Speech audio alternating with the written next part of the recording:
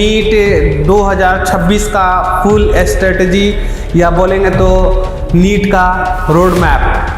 NEET में selection होगा अगर हम टाइम को क्या कर ले बच्चों, मैनेज कर लिए तो पक्का होगा बच्चों। अगर आपने नीट में सिलेक्शन लेना है तो सबसे पहले आपको इस टाइम को मैनेज करेगा जो टाइम। हेलो गुड इवनिंग बच्चों, तो आज आप लोग के लिए हम लेके आ गए हैं नीट 2026 का फुल स्ट्रेटजी या बोलेंगे तो नीट का रोड मैप। अगर आप ऐसे टाइम को मैनेज करते हैं तो आप ज़रूर सक्सेस कर जाइएगा 2026 में और डॉक्टर बन जाइएगा। सबसे जो महत्वपूर्ण बात है, जो इम्पोर्टेंट पार्ट्स है वो है टाइम को मैनेज करना, क्योंकि अब नवंबर हाफ खत्म हो चुका है, लगभग आज आधा खत्म हो चुका है नवंबर। अब हमारे पास जो समय बचे हैं उसमें हम कैसे किसको मैनेज करें, कैसे क्लास मैनेज करें, कैसे सब्जेक्ट को मैनेज करें, कैसे रिवीजन करें, कैसे बैकलॉग को क्लियर करें, ये इम्पॉर्टेंट पार्ट्स होगा इस टॉपिक्स में। तो आइए बच्चों शुरू करते हैं आपका नीट 2026 का रोड मैप कैसे चले जो कि सफलता आसानी से मिले। देखते हैं बच्चों, हमारा टॉपिक है नीट 2026।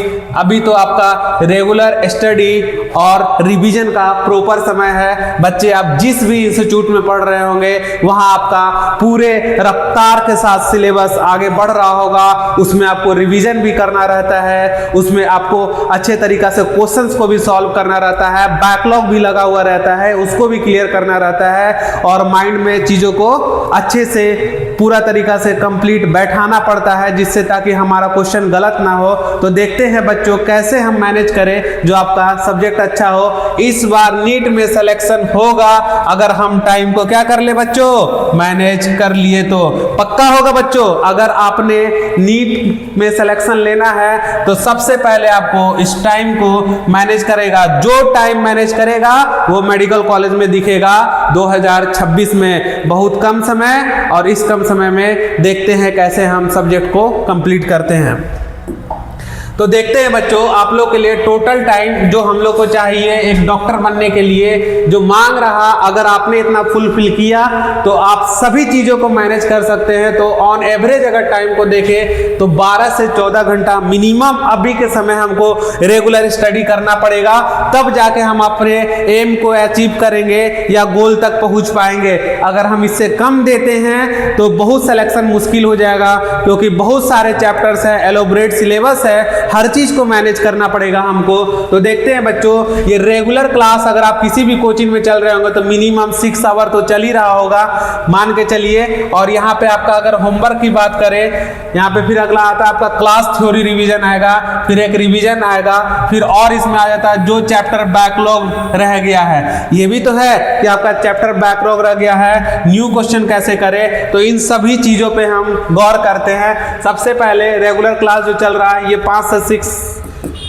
आवर के बीच में चल रहा होगा मानते हैं। अब आता है आपका क्या क्लास थ्योरी, जो हम रेगुलर क्लास जो कोचिंग से करके आ रहे हैं उस थ्योरी को हम कम से कम 1.5 घंटे में आसानी से पहले उस थ्योरी को क्या कर लेंगे, रिवीजन कर लेंगे। क्लास हो गया आपका 6 आवर का, और जो हमारा क्लास का जो थ्योरी है उसको रिवीजन करेंगे हम कितने देर में, 1 to 5 आवर में। अब क्या बच जाता है बच्चों, तो यहाँ पे हमारा होमवर्क हो जाता है। तो होमवर्क में क्या होगा कि मान लेते हैं 50 से 60 क्वेश्चन बनाने हमको पर डे, तो कितने देर बताइए, 15 से 20 क्वेश्चन यानी 3 घंटे ले लेंगे हम टोटल यहाँ पे 60 क्वेश्चन बनाने के लिए, फिजिक्स केमिस्ट्री प्लस क्या बायो।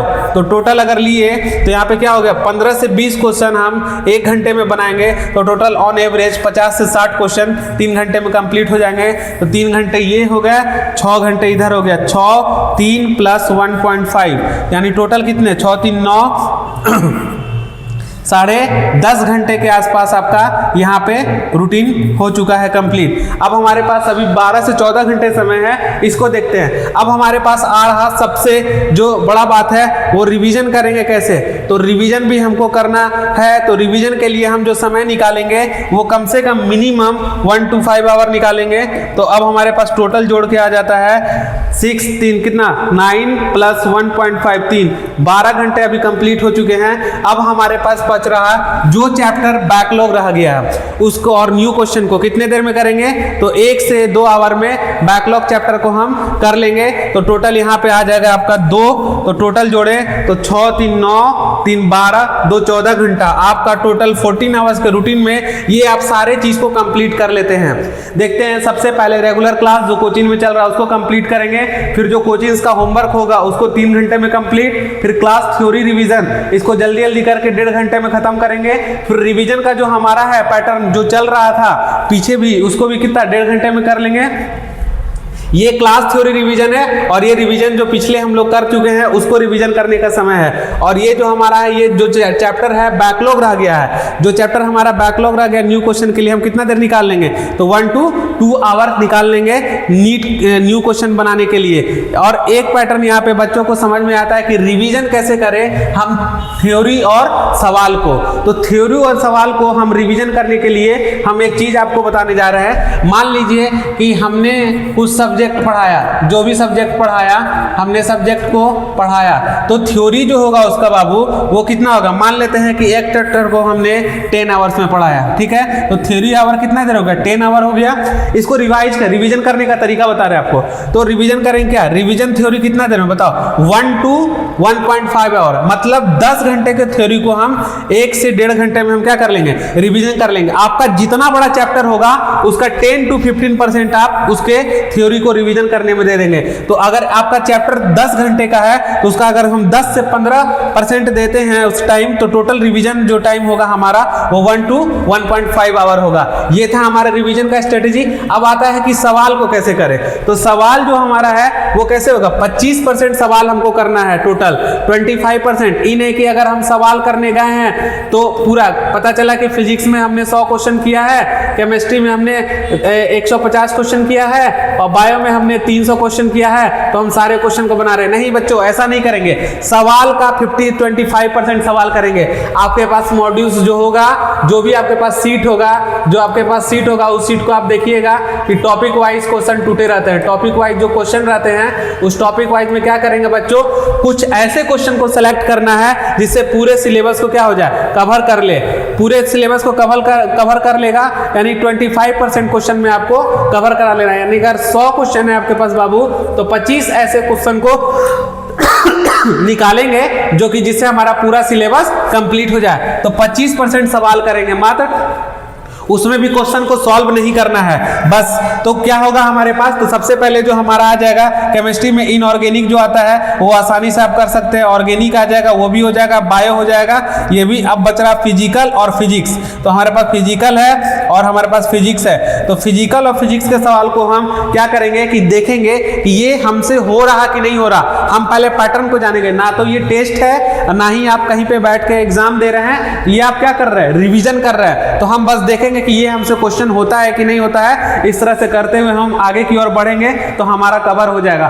तो रिवीजन स्ट्रेटेजी हो जाना चाहिए थ्योरी और सवाल का। तो हम बता रहे हैं आपको कि अगर थ्योरी और सवाल को हम देखें तो मिनिमम जो टाइम लगेगा वो एक चैप्टर में कितना दिन लगेगा, दो दिन लगेगा, ओनली 2 days। अगर पूरा चैप्टर को हम थ्योरी भी पढ़ ले और उसका क्वेश्चन भी कर ले, इस तरह से हम एक दिन में 2 चैप्टर कर सकते हैं, एकदम आसानी से कर सकते हैं 2 चैप्टर को।